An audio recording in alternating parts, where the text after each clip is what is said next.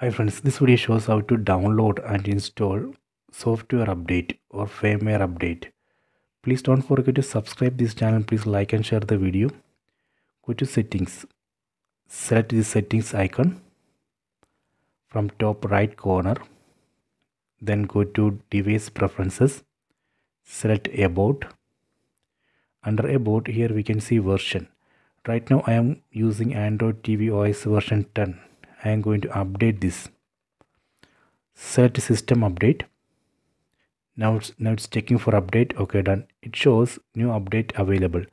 Version of this new update is Android TV OS version 12.1.1. Size of the update is 762 MB. On right side you can see one download button. Select that button. That way we can download and install this update into this device. If you are not seeing this update in your TV, that means company is not yet released this update for your TV model. Hence you have to wait. You have to keep checking this.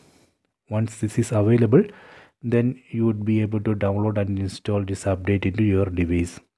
I hope you have enjoyed this video. Please check it.